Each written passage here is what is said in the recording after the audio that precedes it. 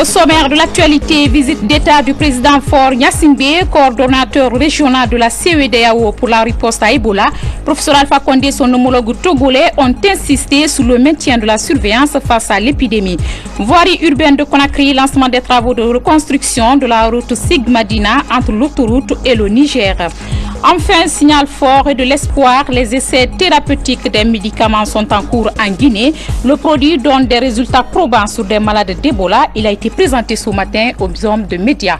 Encore une fois, bonsoir et bienvenue à tous. Le président du Togo, Faure Gnassingbé, a été reçu hier à Conakry par le professeur Alpha Condé. Cette visite d'État et d'amitié du coordinateur régional de la CEDEAO pour la riposte à Ebola s'inscrit dans le cadre du soutien sous-régional à la Guinée dans cette lutte.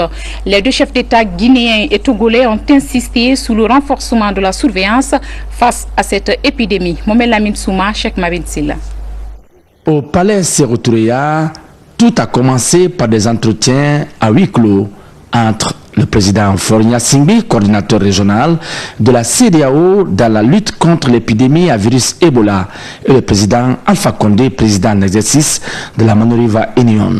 La situation épidémiologique d'Ebola, la situation sanitaire et la coopération transfrontalière ont été discutées.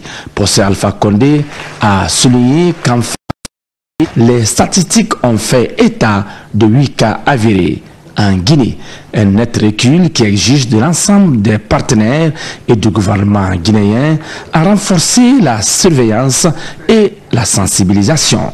Face à la presse, le président de la commission de la CEDEAO, le Burkinabé Kadri Désiré Ouedraogo, a énuméré les efforts fournis par la CEDEAO dans le cadre de la solidarité envers les 3 pays affectés. Il a rappelé que la CEDEAO prévoit la construction d'un centre régional de recherche pour la prévention des maladies. Je voudrais dire que sous l'égide du président d'exercice de la CEDEAO, un sommet extraordinaire a été consacré à la maladie Ebola le 6 novembre dernier à Accra.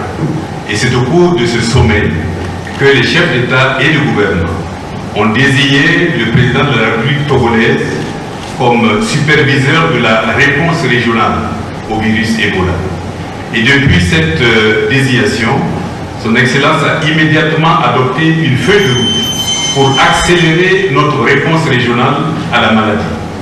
Et je voudrais par la même occasion saluer le gouvernement et le peuple de Guinée pour cette lutte héroïque contre cette maladie et en même temps nos mots d'admiration et d'encouragement pour tout le personnel de santé.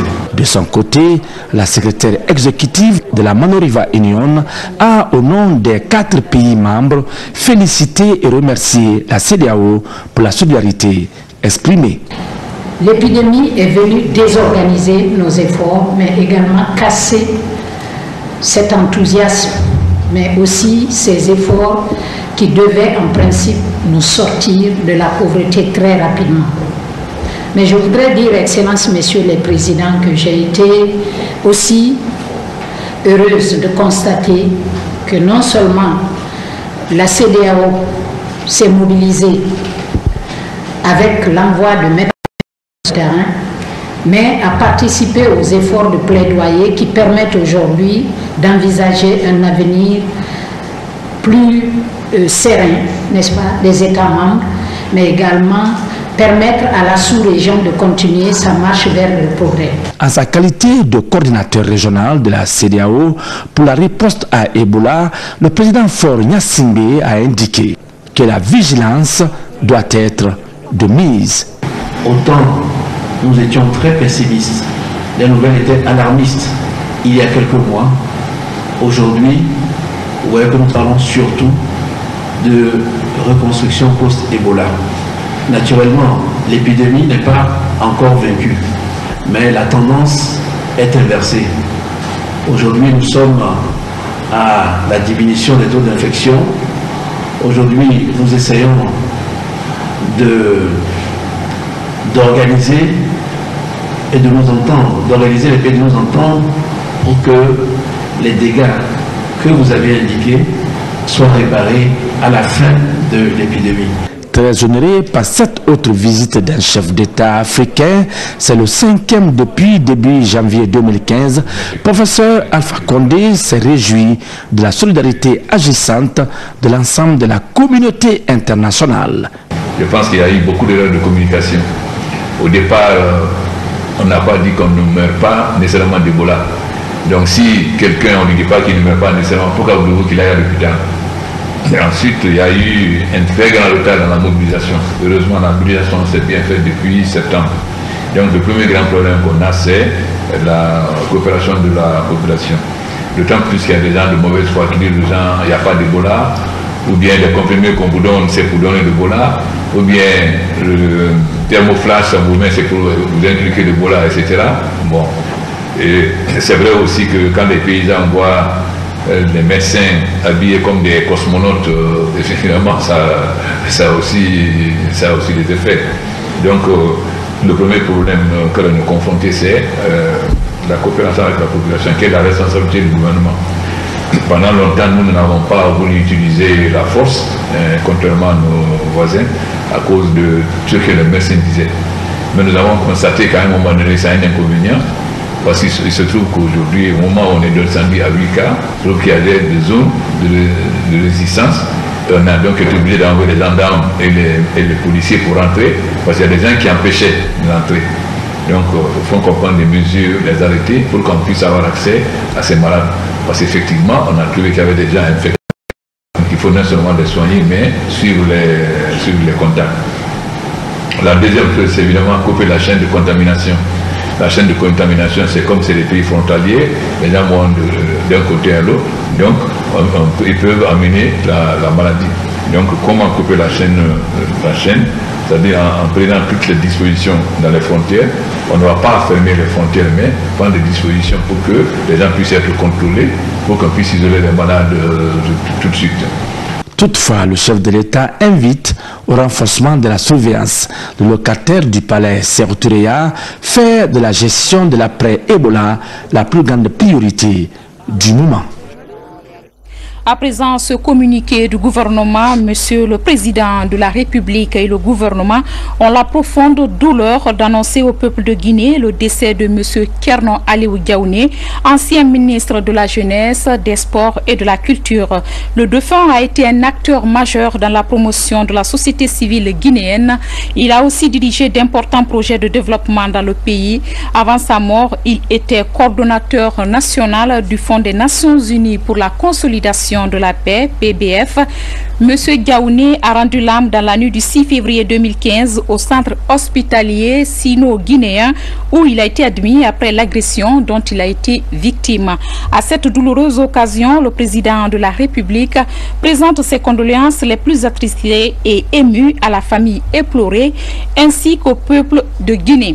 Le Premier ministre, chef du gouvernement, informe par la même occasion que l'inhumation de Kerno Aliou Diaouné est prévue le lundi 12 janvier après la prière de 14 h. Puisse Dieu accueillir l'âme de l'illustre disparu dans son paradis. Amen.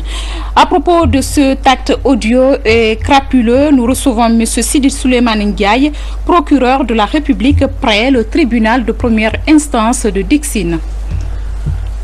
Bonsoir, M. Ndiaye. Bonsoir, madame. Nous vous suivons pour la déclaration que vous avez. Merci beaucoup. Le 6 février 2015, aux environs de 21 h, M. Kerno Aliou Diaouné, ancien ministre des Sports, coordinateur PBF, Fonds de consolidation de la paix, a été assassiné par un groupe d'individus en fuite et activement recherché par les forces de sécurité de la République. Il ressort des premiers éléments d'investigation que dans la soirée du jour dit, un véhicule de couleur blanche de marque Toyota Fortuner appartenant à l'UNICEF, certainement volé par le groupe d'individus, s'est immobilisé juste en face de la pharmacie Papa Ablaye. Quelques instants après, le conducteur a entamé la marche arrière pour s'engager sur la transversale Fossidé T6. Il s'est à nouveau immobilisé à côté de l'université Essia. C'est alors que des disputes ont éclaté entre les occupants du véhicule, à la suite de quoi des coups de feu ont retenti à l'intérieur. Un corps a été jeté sur la chaussée tout en lui tirant plusieurs balles dessus. Le groupe d'individus a pris la fuite à bord du véhicule en tirant des coups de feu en l'air afin d'intimider les passants et autres témoins. Le corps ensanglanté, jeté à terre, a été très rapidement identifié comme étant M. Tcherno Aliou Diaouné, donc la personne séquestrée à bord du véhicule. Évacué sur l'hôpital de l'Amitié sino-guinéen, il est décédé quelques instants après son admission. Les services de sécurité, sous la direction du procureur de la République de Dixine, ont, la même nuit, engagé les enquêtes requises conformément à la loi. C'est pourquoi un groupe d'enquêteurs s'est aussitôt rendu sur les lieux du crime en vue de procéder aux premières constatations. Et les références du véhicule ont été diffusées à toutes les forces de l'ordre. Le corps de la victime est actuellement l'objet d'une autopsie, eu égard aux multiples impacts de balles. Dès la fin de cette formalité, essentielle pour la suite de la procédure judiciaire, le corps sera remis à la famille le dimanche 8 février. C'est l'occasion d'indiquer que le procureur de la République de Dixine a déjà donné des instructions pour que des poursuites contre X du chef d'infraction d'assassinat soient engagées en application de l'article 282 alinéa 2 du Code pénal. Enfin, le procureur de la République réaffirme sa ferme détermination de tout mettre en œuvre afin que toute la lumière soit faite sur ce crime insoutenable. Nous vous remercions. Merci, Monsieur Ndiaye, que l'âme de ce digne fils repose en paix. Amen. La croisade contre Ebola est en passe d'être gagnée en Guinée avec la forte implication des populations. Ce matin, le district de Senkiné, dans la commune rurale de Kalia, préfecture de Forcaria, a mobilisé les Moriaka. Objectif, afficher leur adhésion à la nouvelle dynamique du gouvernement Zéro Ebola en 60 jours. C'est le Premier ministre qui a présidé la cérémonie. Ousmane Bangora Kabasouma. Nous sommes à Senkiné, commune rurale de Kalia, préfecture de Forcaria. Ici, sans nul doute, les populations affichent leur adhésion totale à la nouvelle offensive du gouvernement Zéro Ebola en 60 jours. Elles l'ont fait savoir au cours de ce meeting de sensibilisation et d'information en présence d'une forte délégation gouvernementale. Le professeur Alpha Condé a beaucoup fait pour ce pays et il continue toujours à le faire. C'est pourquoi nous, citoyens de Senkiné, nous nous engageons à l'accompagner dans sa lutte contre la fièvre hémorragique à virus Ebola. Aujourd'hui à Senkiné, avant-hier c'était à la Soya, il y a moins d'une semaine nous étions encore à Forêt-Moria. C'était dans la même dynamique pour faire en sorte que Ebola soit derrière nous dans 60 jours. Cela grâce à la volonté politique du professeur Alpha Condé et du Premier ministre Mohamed Saïd Fofana. Le Premier ministre Mohamed Saïd Fofana, satisfait de l'engouement qui caractérise cette rencontre d'échange, s'en est réjoui. C'est un démenti cinglant à toutes les rumeurs qui ont couru pour dire que les populations de Forêt-Caria avaient des problèmes avec le Premier ministre, le gouvernement. Tout cela s'est avéré faux. Mais nous tenions à nous rassurer que les gens ont reçu le bon message. Avant, les populations étaient intoxiquées, on les a menti par rapport à Ebola, mais Dieu fait bien les choses. Aujourd'hui, c'est le repentir qui a été le maître mot. Et finalement, les populations disent qu'elles ont compris ce qu'elles n'avaient pas compris, avec le pardon à l'appui, non seulement vis-à-vis de nous-mêmes, vis-à-vis du président et du gouvernement. Donc cela nous rassure. Nous avons donc engagé les populations à continuer dans cette voie, à accepter que chacun contribue à sa manière et à s'incliner ici et partout dans les villages environnants à la lutte que le chef de l'État a engagée et pour que Ebola soit éradiqué complètement dans notre pays. L'implication de Moria dans la lutte contre la fièvre hémorragique à virus Ebola est totale. C'est avec le cœur soulagé que la mission a quitté Moria, après avoir accompli un devoir citoyen de la plus haute importance. Enfin, un signal de l'espoir dans la lutte contre Ebola. Depuis le 14 décembre dernier, les essais thérapeutiques d'un médicament sont en cours en Guinée. Le produit a été présenté ce matin à la presse. Quels sont les résultats atteints par ce médicament? Présente-t-il des effets indésirables? S'achemine-t-on vers la fin Ebola ce produit? C'est autant de questions qui ont intéressé notre reporter Surdou Keïda lors de cette présentation. Suivez.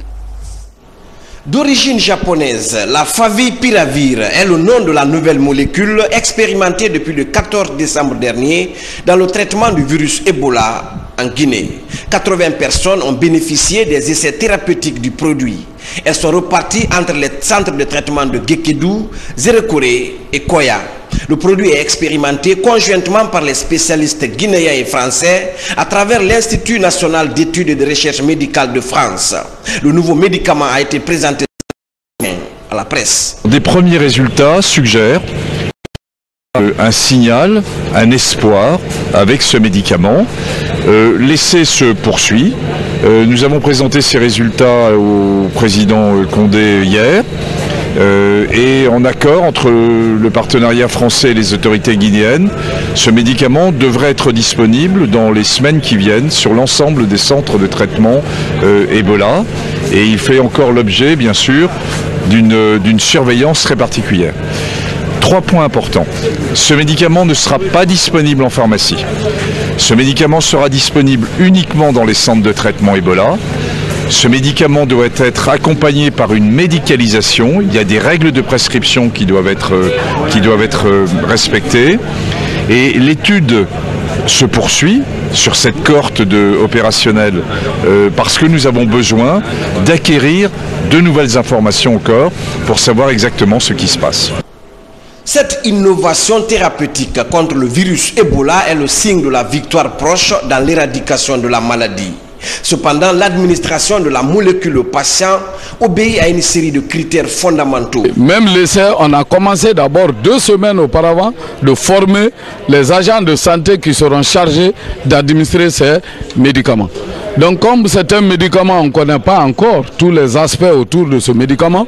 On est au début de la mise de l'introduction dans notre armada de traitement.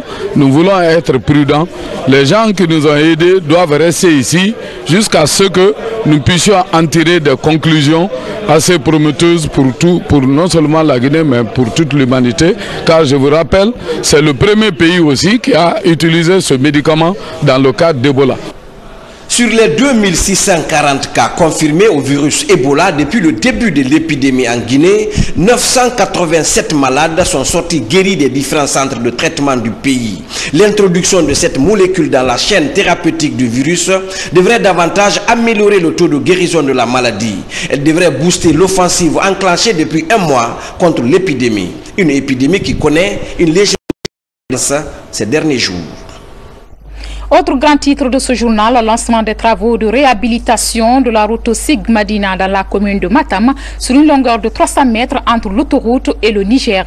Présent sous les lieux, le ministre des Travaux publics a exhorté les riverains à libérer l'emprise de la chaussée pour faciliter les travaux. La réalisation de ce nouveau chantier est confiée à la société brésilienne OAS. Yaya Silla, compte rendu. Le tronçon Constantin Madina Marché, les travaux avancent. Après les excavations sur la chaussée à 1,5 m de profondeur, des blocs de granit sont utilisés pour assurer le remblayage des couches latéritiques avant d'appliquer le béton bitumineux. La livraison de cette route est prévue dans moins de 2 mois. Les travaux évoluent très bien. Je pense que c'est très bien aussi suivi par le département des travaux publics qui nous suit de près, qui font et surtout la direction de la voirie qui s'occupe, qui a une très bonne collaboration avec la compagnie OAS. On est très content parce qu'on est en train d'exécuter dans des travaux, dans des délais que nous avons engagés, et je crois bien que les 2 marchés vont finir dans de meilleures conditions, et j'espère bien que l'administration et la population s'en sera contente avec notre travaux. Un autre chantier est ouvert ici à la Sigmadina, reparti en 2 tranches, l'une 118 mètres et l'autre 3 mètres, l'OS qui exécute les travaux se heurte là à des problèmes d'occupation de la chaussée. Le ministre public est venu apporter son coup de pouce face à l'exécution des travaux. À la fin de ce tronçon, il y a une usine de tôle Tafagui qui a mordu sur plus de 2 mètres. L'invitation vient d'être faite à cette entreprise-là de dégager complètement les 2 mètres pour permettre la construction de ce caniveau en cet endroit. C'est valable pour toutes les populations riveraines de la SIG. Aujourd'hui, c'est un centre de commerce. Quand vous dites commerce, vous avez besoin de la circulation des clients. Et la SIG est abandonnée aujourd'hui parce qu'il n'y a pas. Cette rue est complètement envahie, elle est totalement dégradée, et cela depuis plus de 30 ans. On a besoin de le faire, on a besoin de mettre en application le programme du développement du professeur, et c'est sur la base de ce programme et de l'engagement des populations riveraines que cette route va être construite dans les normes. Dans moins d'un mois, cette autre voie sera livrée aux usagers. Pour l'entreprise OAS, ces chantiers qui changent le visage de Conakry sont des défis à relever avec l'État guinéen. Direction Caleta, où évoluent à grands pas les travaux de construction du barrage hydroélectrique. Pendant ce temps, l'administration générale des grands projets et le bureau Tractebel assurent la formation d'une trentaine de techniciens. Impliqués dans le suivi de ce projet, ces techniciens viennent de boucler leur 2e module de formation en poste et ligne. Nabi Kamara pour des précisions. C'est un module de formation des techniciens venus des services impliqués dans le suivi des projets à caractère énergétique. Une initiative de l'administration générale des grands projets et marchés publics pour les outiller à la meilleure conception et l'aménagement d'une centrale hydroélectrique. Il y a 2 mois, on avait organisé un premier module axé sur les postes et les lignes. Alors le 2e module là concerne les usines hydroélectriques, leur conception, les aménagements généraux de l'usine, les équipements qui entrent donc dans ces installations et les principes de dimensionnement de ces équipements, de leur fonctionnement et de leur maintenance.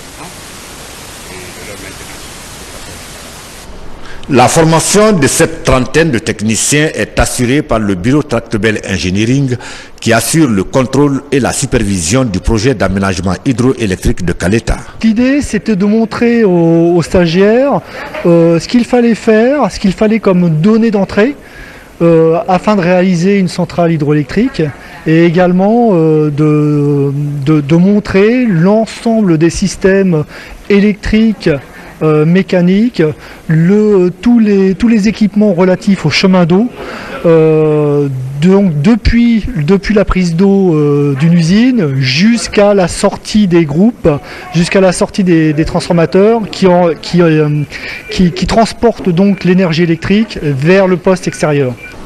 Et les stagiaires reconnaissent justement l'importance de ce module de formation. La capacité technique de futurs exploitants des groupes de Caleta. Dans les jours à venir, d'autres cours sont programmés à l'intention de ces techniciens de l'énergie. Bientôt une école moderne pour les populations de Dapompa Plateau dans la commune de Matoto. Le projet de construction concerne un collège de 12 classes avec un coût de réalisation de plus de 3 milliards de francs guinéens. Les premiers coups de pioche ont été effectués en présence des autorités communales et de l'éducation. Mohamed Ali Baldé, Al-Gassimba. Le quartier de Pompa Plateau sera bientôt doté d'un collège de 12 salles de classe. Le projet de construction est lancé. La cérémonie mobilise les leaders religieux et acteurs du système éducatif. Ça sera un collège moderne qui sera doté de centres d'informatique et de sites internet de Wi-Fi qui vont permettre aux enfants de suivre dès leur jeune âge au collège, d'être en contact avec les nouvelles techniques d'information. Ce projet est financé à 90% par le Fonds cohésien et 10% par le budget national de développement. Il est exécuté par Simgi, Club immobilier de Guinée, pour un délai de 6 mois. Les citoyens de Dapompa Plateau se réjouissent du geste de l'État guinéen qui entend construire 50 collèges modernes à travers le pays. Aujourd'hui, c'est un grand jour pour moi. Ce que j'ai proposé, Dieu l'a fait pour moi. Dieu l'a fait pour moi. Si on dit 50 collèges modernes pour toute la République, et ça commence par Dapompa Plateau, et l'appui de tous les 50 collèges là se fait chez moi, c'est quelque chose qui est trop grand pour moi. Imaginez-vous que Dapompa Plateau a près de 30 000 habitants, qu'il n'y ait ni école primaire publique, ni collège public, ni lycée public.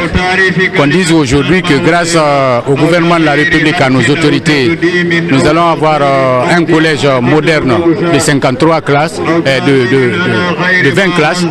Je ne sais pas si vous pouvez comprendre toute la joie que cela fait à nous. Nos enfants paient le transport pour aller à Tombolia, pour aller à Lansanaya. Ils vont étudier sur place ici. Après les travaux de construction, le collège moderne, à l'image des autres, sera opérationnel en octobre 2016. Par ailleurs, les élèves de l'école primaire publique Sékou Sankon de Bofa viennent de bénéficier de manuels scolaires. C'est pour permettre et encourager ces élèves encore réticents de l'école. Le geste est de l'ONG Araponka Aide Projet, dont le président est basé au Japon. La cérémonie de remise avec Falilou Diallo. C'est dans l'allégresse que les élèves de l'école primaire Sékou Sankon du quartier Kolondé à Bofa ont transporté ces manuels scolaires qui leur sont destinés. C'est un acte de bienfaisance de l'ONG Araponka Aide Project. Le don est composé de cahiers, de craies, de sacs, de vêtements, mais aussi de matériel de sport. Ça a été une joie, une liesse au niveau aussi bien des enfants que des parents d'élèves de recevoir ces dons qui nous viennent directement du Japon, de notre frère qui y habite et qui est le président de l'ONG, notre frère Ousmane Sankon, qu'on appelle communément Sankon-san au Japon. La cérémonie de remise a mobilisé autour des élèves, les sages et les autorités locales. Et cette année, nous sommes encore très contents parce que c'est une année spéciale pour nous. Avec l'affaire d'Ebola, les parents d'élèves ne laissent pas venir les enfants comme il faut. Mais avec votre geste, les fournitures qui viennent d'arriver, les enfants vont venir beaucoup. Donc on les remercie beaucoup, on les remercie et on les remercie. Araponka Aide Project à Boufa des écoles, des mosquées, des centres de santé et des fourrages. Le tout dans l'optique de lutter contre la pauvreté. Autre acte de solidarité, cette fois-ci en faveur des populations de Fria. Elles ont reçu un lot de produits alimentaires en vue de faire face à la crise qui perdure dans leur cité. De retour de la cité d'Alumine.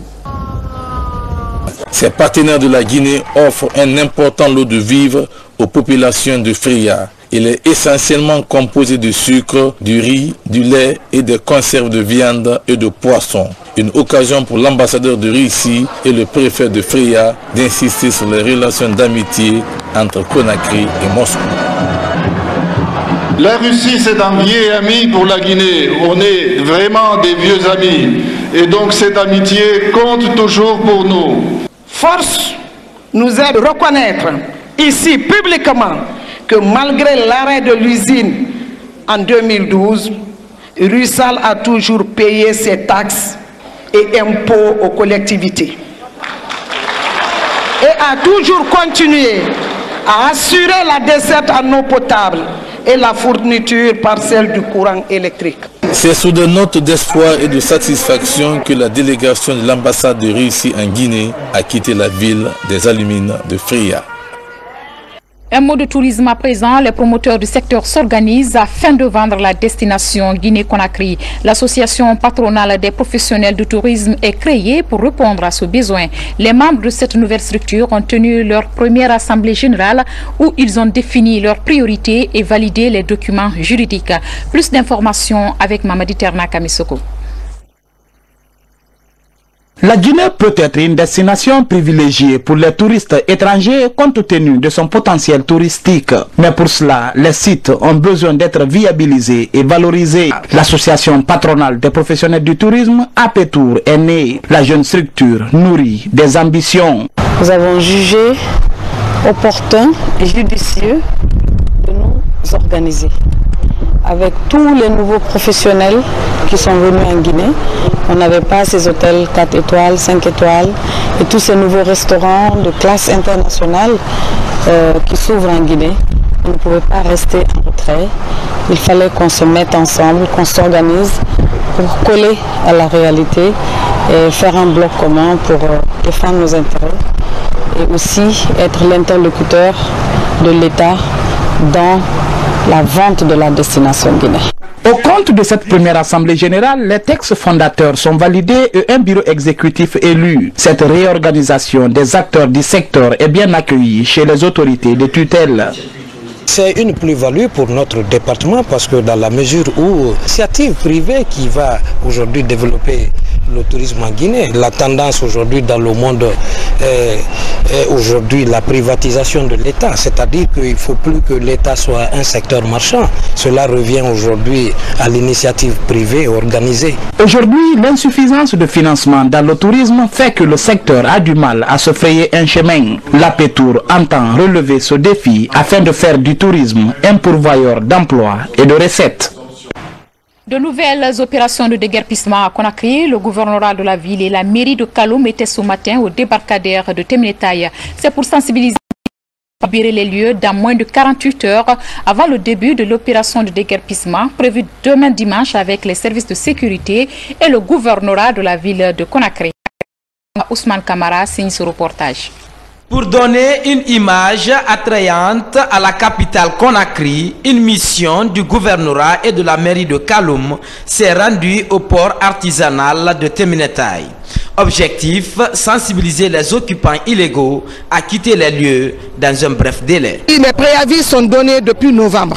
Il ne faudrait pas qu'ils restent maintenant parce que tous ceux qui ont quitté le petit bateau sont venus aussi se déverser vers là. Donc au départ, ce n'était pas aussi grand comme ça. Mais nous avons constaté que tous les jours, ils sont en train de construire. On ne peut pas laisser ça. Bientôt, l'inauguration de cet hôtel. Ces bunkers et autres taudis installés dans les périphéries du port sont devenus des nids de bandits et de prostituées. Une situation que les autorités ne tolèrent point. Teminetaï est devenu le nid de bandits, le nid de drogués, le nid de prostitution. Et nous continuerons à traquer tous les bandits, tous les malfrats de quelque alibi qu'ils soient. Ce dimanche, l'opération de déguerpissement de ces cabarets de Teminetaï sera effective. Elle est la suite logique de l'assainissement des points noirs situés le long du littoral. Politique, les jeunes et les femmes de la commune de Kaloum étaient mobilisés au musée national de Sandarvalia. Ils ont réaffirmé leur soutien total aux idéaux de paix et de changement prônés par le président de la République, le professeur Alpha Condé. C'est une initiative de la section des femmes du RPG Arc-en-Ciel de Kaloum. Sam Maratolno Algasimba.